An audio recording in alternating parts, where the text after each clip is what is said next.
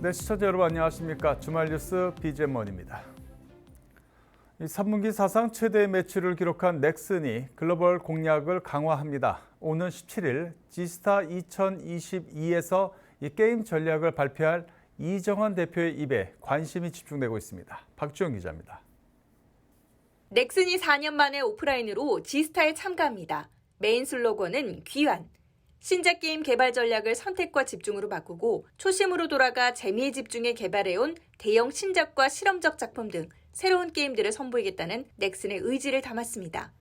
이번 지스타에서는 4년 만에 다시 돌아온 만큼 그간 넥슨에서 준비한 대형 신작부터 실험적인 시도까지 폭넓게 좀 선보이려고 합니다. 그간 투자해온 결과물과 함께 재미라는 가치를 만들어내는 게임사로서 다시금 지스타에 돌아왔습니다. 넥슨은 올해 지스타 현장에서 역대 처음으로 콘솔 시연을 선보입니다. 글로벌 시장을 정조준하는 루트슈터 신작 퍼스트 디센던트를 플레이스테이션 5와 PC로 선보이고 하이브리드 해양 어드벤처 데이브 더 다이버는 닌텐도 스위치로 제공합니다. 원작 고유의 생활 콘텐츠를 현대화해 제공하면서도 전투, 모험에 더욱 공을 들인 마비노기 모바일도 만나볼 수 있습니다. 아울러 콘솔에서 새롭게 태어난 던전앤파이터 유니버스 신작 프로젝트 AK의 첫 트레일러 영상을 지스타 현장에서 공개합니다. 원작 세계관에서 약 800년 전을 배경으로 한 또 다른 던전앤파이터를 감상할 수 있습니다.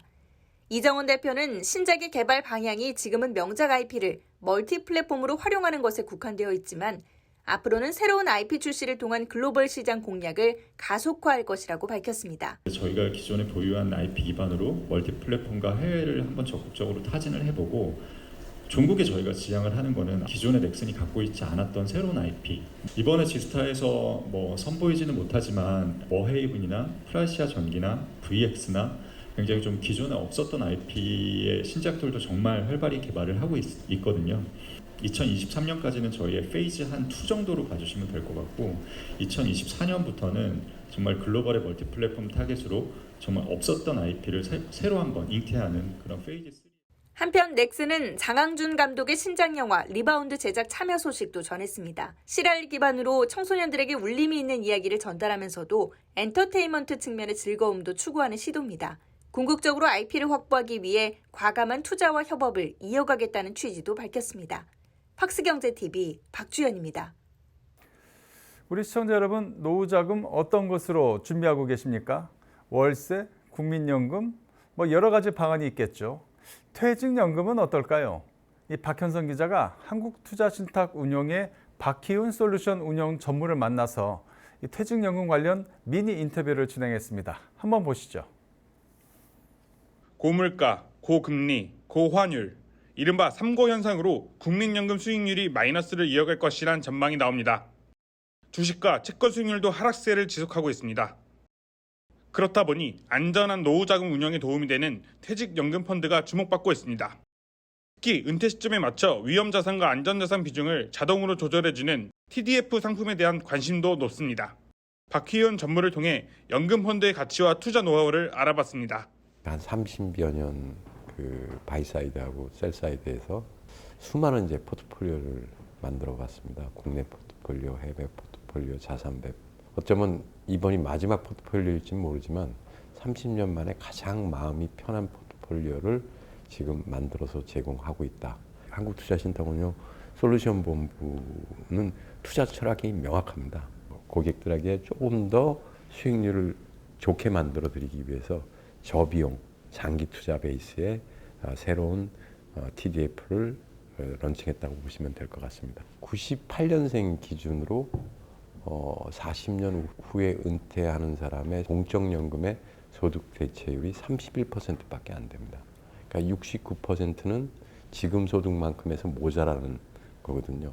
그러면 40년 후에 내가 금리 상품에 투자를 하게 되면 내 구매력은 점점 줄어들게 된다는 얘기죠. 그래서 2가지 이유 때문에 지금이 무엇보다도 퇴직연금, 그다음에 IRP 등 개인연금이 지금 필요한 시기다. 특히 젊은 세대들을. 저는 그렇게 생각합니다. 90% 정도는 안정적으로 글라이드 패스를 따라가는 상품을 투자하시고 10% 정도는 인생의 역전 드라마를 만들기 위한 상품에 투자하실 거고 리스크를 줄여서 내가 원하는 리턴을 얻는 게 저희의 방식이고 젊은 세대들도 그런 투자 방식에 대해서 좀 이해를 하시고 앞으로는 그렇게 갔으면 하는 바람입니다. 이 증권사들이 경쟁적으로 신기술을 적용한 비대면 서비스를 도입하고 있습니다. 최근 NH투자증권은 이 디지털 혁신을 선도할 미래형 센터를 선보였는데요. 어떤 모습일지요? 김하슬 기자가 다녀왔습니다. 유동인구가 많은 서울 강남구 사거리 인근 NH투자증권 강남금융센터입니다. 지난 8월 NH투자증권은 디지털 전환 시대에 맞춰 이곳에 플래그십 형태의 미래형 센터를 선보였습니다. 그리고 최근 이 센터에 단순 업무 처리를 기다리는 고객을 위한 솔루션 지능형 자동화기기 STM을 도입했습니다. 증권사 센터에 STM이 설치된 건 이번이 처음으로 고객의 직접 업무 처리가 보다 수월해졌습니다. NH투자증권은 STM을 통해 A2-7 서비스를 도입했고 네이버 예약 시스템에서 원하는 상담 시간도 미리 설정할 수 있도록 했습니다. 지난 10월 말 우선적으로 도입된 STM 기기에서는 바이오 인증 등록, 이체 대체 출금, 공모주 청약, 재변경 업무가 가능하며 고객님들께서 이해하기 쉬운 일상적인 말로 적용하여 설치하였으며 특히 STM 기기 조작이 어려운 고객분들께 전담 직원도 배치하여 운영 중에 있습니다. 또 디지털 혁신에 따른 금융 부분 패러다임 전환 가능성을 기회로 포착하겠다며 끊임없는 투자를 약속했습니다. STM의 처리 가능한 업무 범위를 확대함과 동시에 기존의 비대면 상담 공간을 ITM 기기로 대체하여 총 8군데 센터에 추가로 배치할 예정인 것으로 알고 있습니다. ITM은 고객과 직원 간 화상을 통해 금융상품의 상담, 거래 및 미러링을 통한 MTS 상담 등을 지원하는 원격 상담 기기입니다. NH투자증권은 내년 초까지 ITM 설치를 마무리할 계획입니다. 이외에도 미래형 점포 확립을 위해 종이 문서를 전자문서로 대체하는 페이퍼리스 서비스와 센터 내 가상자산 시세 표출 서비스 등을 시행하고 있습니다. NH투자증권은 고객 니즈에 맞춘 개인과 법인, 연금별 포트폴리오 다변화를 이루겠다면서 오프라인 채널과 디지털 기술을 결합하는 신규 서비스 모델을 지속해서 실현할 방침입니다. 팍스경제TV 김하슬입니다. KT-NG가 인공지능 기능이 탑재된 차세대 관련형 전자담배를 내놨습니다. 이를 통해서 2위 한국 필립 모리스와의 격차를 더 벌리고 2025년까지 이 전체 매출의 50%를 이 관련형 전자담배로 채우겠다는 목표를 제시했습니다. 박주영 기자입니다. 전용 애플리케이션으로 날씨와 캘린더 정보를 파악하고 전화가 오면 전화가 왔다고 알려주기도 합니다. 평범한 디바이스처럼 생긴 이것은 관련형 전자담배 기기입니다. KT-NG가 스마트 AI 기술이 탑재된 관련형 전자담배 릴에이블을 출시했습니다. 릴에이블은 AI가 사용 환경, 흡연 패턴을 분석해 최적의 예열 온도를 설정하고 사용 상황에 따라 추가 가능한 모금수와 시간을 제한하는 것이 특징입니다. 아울러 적절한 충전 타이밍도 알려주고 하나의 기기로 3종의 스틱을 사용할 수 있습니다. 우리가 그 하나의 디바이스로 베이퍼를 사용하는 그것까지 해결할 수는 없을까라고 하는 부분이 있었습니다. 그래서 정말 다양한 형태의 스틱의 종류가 있고 카테고리가 있고 그 카테고리를 3개의 디바이스 할 필요 없이 하나의 디바이스로 해결할 수 있다. 올해 3분기 기준 관련형 전자담배 전용 스틱만 따로 보면 KT-NG가 약 48%의 시장 점유율로 1위, 필립 모리스가 40%대로 2위, BAT 로스만스가 10%로 3위를 차지하고 있습니다. KT-NG는 이번 신제품 출시를 통해 시장 점유율 1위를 굳히는 한편 KT-NG 내 매출액 10% 정도를 차지하는 전자담배 비중을 2025년 50%까지 끌어올리겠다는 목표입니다. 25년까지 50%가 약간 먼 목표로 좀 느껴지긴 하지만 꼭 그렇게 또 불가능한 목표는 아니다라는 생각을 좀 개인적으로 갖고 있습니다. 2월 달부터 지금 현재 12월 달까지의 전체적으로 NGP 시장이 성장을 하고 있거든요. 근데 성장하는 거에 80% 이상의 동인이 어디냐면 릴 하이브리드입니다. 전체적인 시장은 성장할 것이고요. 저 단언코 1위 수성은 자신 있다 이렇게 말씀을 드리도록. 국내뿐만 아니라 해외 시장도 눈여겨보고 있는데요. 현재 릴의 해외 판매는 경쟁사인 필립 모리스 인터내셔널이 담당하고 있습니다. 임 본부장은 국내 판매가 호조를 보이면 해외 직접 진출도 검토해 볼 것이라면서 시장이 폭발적으로 성장하는 서유럽과 유라시아 시장을 집중 공략할 계획이라고 밝혔습니다. 팍스경제TV 박주연입니다.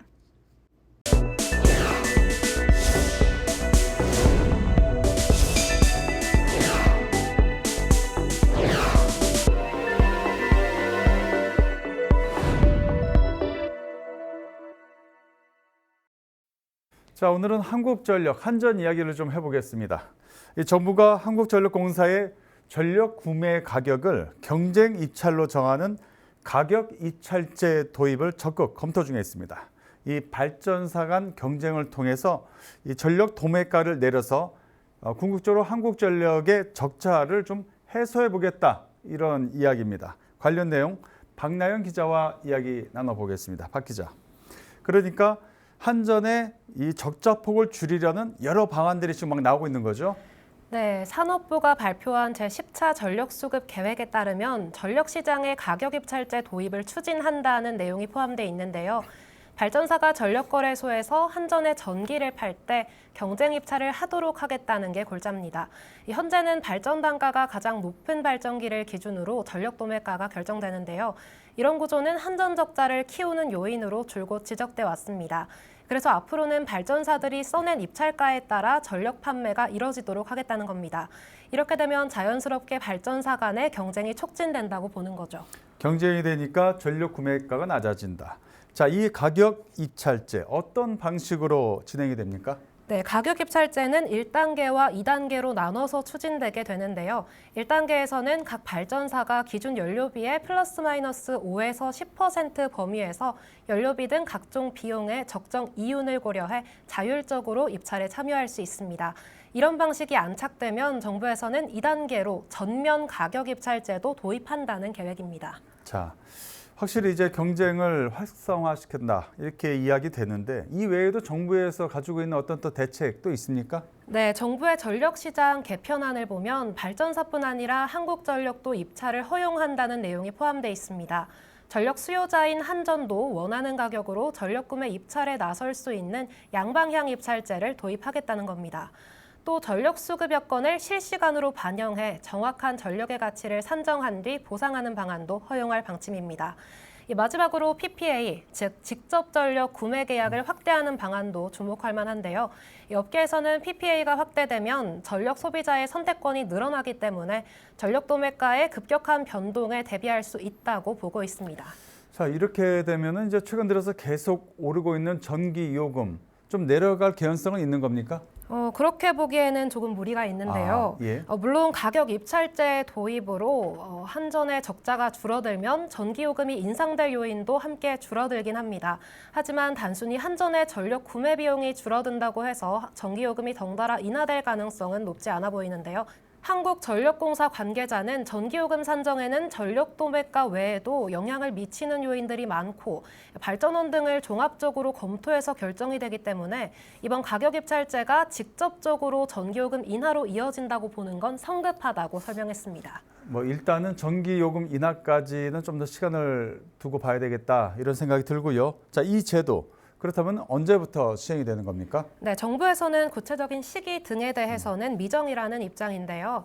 산업부 전력시장과 관계자에 따르면 12월에 11차 전력수급 계획을 발표할 예정인데 그때 관련해서 구체적인 내용이 담길 것으로 보인다고 합니다.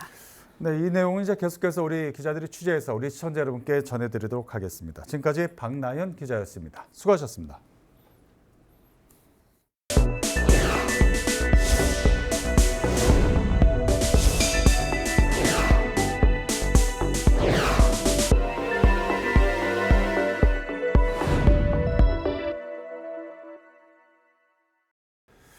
이 수소가 요즘 대세입니다. 이 주식시장에서도 난리가 아니죠. 이런 가운데 최근 한국가스공사가 융복합 수소 충전소 구축을 추진하고 있습니다. 이 배석원 기자와 이야기를 나눠보도록 하겠습니다. 배 기자, 가스공사가 융복합 수소 충전소 구축을 전담하는 회사를 만들었죠? 네, 그렇습니다. 이제 최근 한국가스공사가 융복합 수소 충전소 6곳을 만들겠다고 밝혔는데요. 동시에 이 사업을 전담해서 추진할 합작회사인 하이스테이션 설립 소식도 함께 전했습니다. 가스공사는 지난달 25일 회사의 법인 설립 등기를 완료했고 지금은 서울 송파구 지역의 사무실 공사를 진행하고 있습니다. 하이스테이션은 가스공사, 삼성물산, 호주 에너지 기업인 우드사이드 등 6곳의 재무적 투자자가 함께 참여했습니다. 이 중 가스공사는 지분율 29%로 최대 주주 지위를 확보하고 있는 상태입니다. 합작 회사이면 회사 구성은 어떻게 되는 겁니까? 우선 하이스테이션의 인원은 5명으로 구성을 하고 있습니다. 회사 대표로는 가스공사에서 수소 관련 사업을 맡았던 안태훈 전 수소사업처 처장이 부임했고요. 그 외에 가스공사 직원 1명이 추가로 파견됩니다. 나머지 3명은 수소 충전 인프라 구축 경험이 있는 인력으로 채용한다는 계획입니다. 이름을 보니까 융복합이라는 단어가 들어갑니다. 그냥 수소 충전소 해도 되는데 특별한 이유가 있습니까? 기존의 수소 충전소는 이제 수소를 운송받아서 충전소에 채워놓고 사용하는 방식이었다면 이 융복합 충전소는 자체적으로 수소를 생산할 수 있도록 만들겠다는 계획입니다. 이 천연가스의 화학 반응을 일으키면 수소가 만들어지는데 그 설비를 함께 드린다는 겁니다. 천연가스 공급은 주변 도시가스 배관을 통해 공급받을 수 있도록 설계한다는 구상입니다. 일단 6곳을 이렇게 충전을 만들겠다, 설치하겠다 이렇게 밝혔죠. 어디에 이렇게 하겠다 이거 구체적으로 나온 게 있나요? 우선 6곳 중 현재 한 곳만 확정이 된 상태입니다. 네. 이제 경남 통영시 광도면에 한 버스 차고지에 들어설 예정인데요. 이 충전소는 2024년부터 운영하는 것으로 계획하고 있습니다. 설치 비용은 한 곳당 120억 원 정도로 추산하고 있는데 이 중 40억 원 정도는 국토교통부의 지원을 받아 진행할 예정이고요. 그리고 나머지 5곳 설치 지역에 대해서는 아직 확정된 바는 없는 상태입니다. 네. 자, 완성이 되면 하루에 이제 몇 대나 이게 충전이 가능한 겁니까? 하루 수소 생산량은 이제 1.8톤에 달합니다. 하루 최대 72대의 버스를 충전할 수 있다고 하는데요. 이번 융복합 수소 충전소는 수익성보다는 공익적인 측면이 더 크다는 게 공사 측의 설명입니다. 우선 수소 충전소가 구축되면 지자체의 시내버스를 수소버스로 전환하는 속도가 빨라지고 향후엔 탄소 배출 저감 효과 등도 기대할 수 있다는 겁니다. 또 이번 사업으로 가스공사가 수소 산업의 마중물 역할을 할 것으로 이제 공사는 기대를 하고 있습니다. 저희가 이번에 추진한 하이스테이션 사업이 이런 새 정부의 수소 정책 방향하고 정확히 일치하고요. 또 그동안 이제 충전 인프라 부재로 수소버스로 전환을 추진하지 못하고 있던 이제 지자체와 민간 운수업체들한테 좋은 기회를 제공하면서 저희 하이스테이션도 수요 확보를 통해서 사업의 안전성을 꾀할 수 있는 좀 서로 윈윈할 수 있는 사업이라고 생각합니다. 수소 충전소 좀 기대를 해보겠습니다. 배석원 기자였습니다. 수고하셨습니다.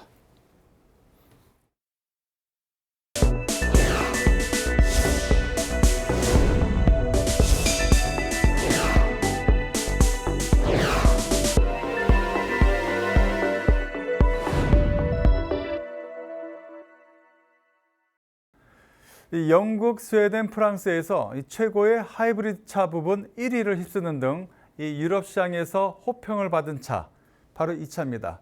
XM3 E-테크 하이브리드가 국내에 상륙했습니다. 자, 그렇다면 우리나라를 포함한 아시아 시장에서는 어떨까요? 김홍모 기자가 짚어봅니다. 네, 오늘은 전기차에 가장 가까운 하이브리드라는 별칭을 가지고 있는 르노코리아의 XM3 E-테크 하이브리드 모델을 타고 있습니다. 그 차체 전체적인 모습을 살펴보면 오롯이 새겨진 캐릭터 라인이 좀 많이 없고 전체적으로 몽글몽글한 느낌을 줍니다. 이 몽글몽글한 느낌에 이제 위아래로도 높고 둔탁한 모습이 더해져서 제 눈에는 좀 테슬라 모델과 비슷한 느낌을 주네요. 그리고 이 캐릭터 라인이 본넷 위쪽에 4개가 쫙쫙 그어져 있는데요. 디자인의 강조성을 전방 쪽에 약간 이 섬 4개가 모여져서 강조를 하는 듯한 느낌을 줍니다. 기존의 XM3 모델을 탔을 때 느꼈던 장점인 센터 패시아 디스플레이는 여전히 시원시원한 크기를 자랑합니다. 시야각도 답답함 없이 넓고 머리 공간도 넉넉해 탑승 시 답답함은 없지만 콘솔 박스를 왜 이렇게 작게 만들지 싶을 정도로 작습니다. 500ml 생수병 하나가 다 안 들어갈 정도인데요. 이럴 거면 모험이긴 하지만 과감히 콘솔 박스를 제거해 혁신적이다는 소리를 듣는 게 더 낫지 않았을까 싶습니다. 보도석 수납 공간이 여타의 차량과 다른 특이한 모양을 하고 있습니다. 문을 열었을 때 양옆 공간이 트여져 있어 수납 공간이 많이 버려지고 안쪽 깊숙이 한 뼘 정도의 공간만 제공되는데요. 그런데 이 공간이 정말 깊숙합니다. 제가 타본 모든 차들 중에 이렇게 안쪽까지 공간이 파여 있는 건 처음 보네요. XM3 E-Tech Hybrid is the essence of the most advanced hybrid technologies applied to Renault Group F1 machines, offering the best electric feeling experience of any hybrid car. With up to 75 of city driving in electric vehicle mode, XM3 E-Tech Hybrid offers a different level of quietness and comfort compared with conventional internal combustion engine. 기어 노브 조작으로 B 모드를 선택해 주행한다면 엔진 브레이크 감속과 함께 배터리 충전이 이뤄집니다. 이때 회생 제동의 움직임이 한 듯 만 듯한 느낌이 아니라 강하게 들어갑니다. 개인적으로는 이런 주행감이 답답해 선호하진 않지만 이를 통해 브레이크 페달로 발을 옮길 필요 없이 엑셀 조작만으로 속도를 웬만큼 조절할 수 있어 원페달 주행이 가능합니다. 그리고 하이브리드 모델인 만큼 이것도 저것도 다 섞였다는 장점 그대로 회생 제동 움직임을 줄인 D모드 주행을 통해 일반 내연기관차와 같은 주행감을 즐길 수도 있습니다. 엔진음을 신경 쓰고 듣지 않으면 인식이 잘 안 될 정도고 100km 이상 주행 시 약간의 풍절음 외에 80km 내에서의 주행에선 내 숨소리가 오히려 크게 들릴 만큼 정숙성이 뛰어납니다. 간단히 총평을 하자면 뛰어난 정숙성과 XM3 E-Tech 하이브리드만의 뚜렷한 주행감, 또 몽글몽글한 외관 디자인과 함께 다소 아쉬운 인테리어를 꼽을 수 있겠네요. 배터리 충전의 번거로움이나 높은 가격대로 전기차 구매가 조금 부담스러운 소비자들에게 가성비 모델로 나쁘지 않은 선택지가 될 것으로 생각됩니다. 팍스경제TV 김홍무입니다.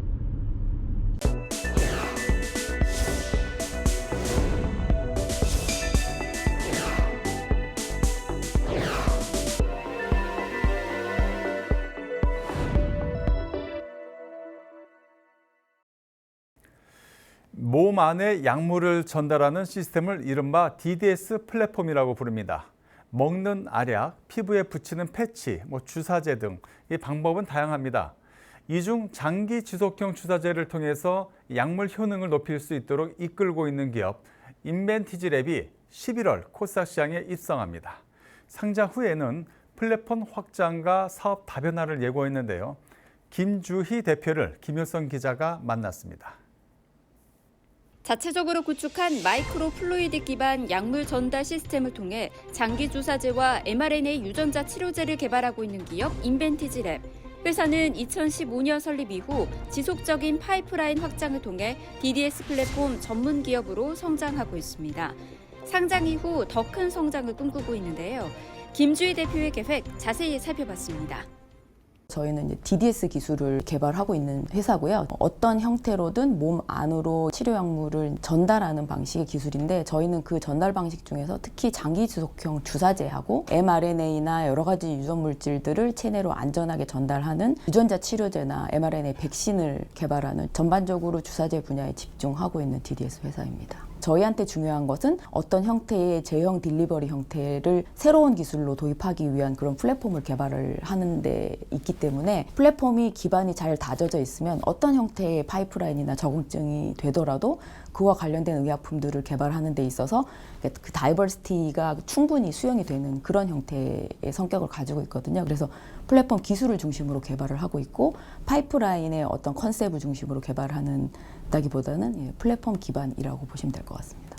가장 지금 이제 빠른 진도를 보이고 있는 것이 20년도에 대웅제약하고 같이 라이센스 아웃을 했던 그 탈모 치료제 개발 진행 상황이고요. 그리고 최근에 저희 라이센스 아웃 이제 실적이 있었던 종근당하고 거래를 했던 치매 치료제가 그 다음 후속으로 진행이 되고 있고 저희가 견고하고 안전성이 있는 플랫폼을 구축을 해 나가고 있으니까 신약 개발을 하고 있는 회사들이 저희를 함께 만나서 공동으로 신약을 같이 개발한 파이프라인들을 확장해 나가고 있거든요. 그래서 계량 신약 성분들에서의 확장성뿐만이 아니라 신약 물질을 담는 신약의 파이프라인들도 굉장히 다양하게 지금 개발을 하고 있어서 다양한 계량 신약 그리고 신약 물질에 대한 개발 분야가 저희 중점 분야라고 할 수 있습니다. 저희가 계량 신약 통해서 진행했던 라이센스 아웃 사업화 실적이 한 7건 정도 되고요. 전체 기술료 총액으로는 한 300억 원 정도가 기술료만 이루어져 있고 그러니까 중점을 두고 있는 신약 분야도 지금 한 7건 정도 계약을 체결을 했습니다. 그러니까 산자부를 통해서 4년짜리 상당히 큰 mRNA 백신 대량 생산 기술에 대한 과제에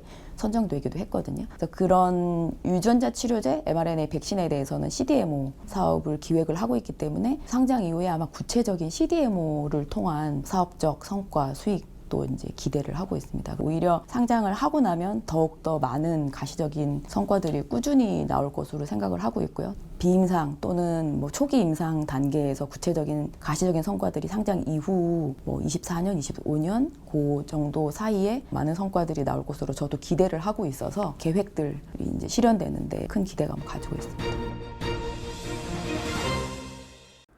제너시스 BBQ가 새 메뉴를 내놓고 Z세대 입맛 잡기에 나섰습니다. 이 가족 중에서 메뉴 선택권을 쥐고 있는 10대를 주 타깃으로 삼아 매출을 끌어올리겠다는 전략입니다. 박주영 기자입니다.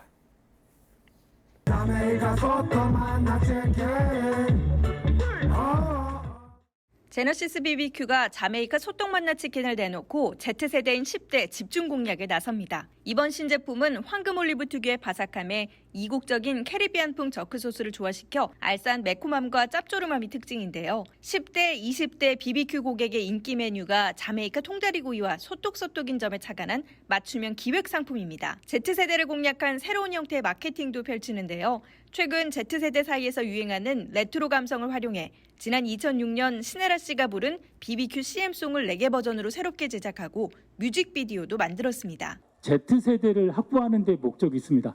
Z세대와 소통하고자 하고요. 그래서 저희도 이번 신제품 마케팅을 함에 있어서 기존의 광고 중심의 ATL 마케팅이 아니고 360도 바이럴 마케팅을 시도하고 있습니다. 주요 타깃으로 10대를 설정한 것에 대해 BBQ는 가정에서 메뉴 선택권을 갖는 것이 주로 10대이기 때문이라면서 이들을 중심으로 20대에서 30대까지 고객대를 넓혀갈 계획입니다. 아울러 미국과 캐나다 등 외국 소비자들에게도 자메이카 저크 소스에 대한 인지도가 높은 만큼 이 제품을 해외에서도 출시해 글로벌 성장을 앞당기겠다는 전략입니다. 미국, 유럽, 많은 아시아 쪽에 진출을 했습니다. 그래서 지금 글로벌만 해도 지금 거의 올해 1,000억 가까이 매출이 올리게 될 그런 정도입니다. 그래서 더 이상 한국만 보고 장사를 하지 않습니다. 한국, 글로벌 이런 식으로 구분 짓지 않고 한국에서 잘하는 게 또 글로벌에서 잘한 거라고 믿고요. 저희 또 BBQ가 현재 글로벌로 가고 있다.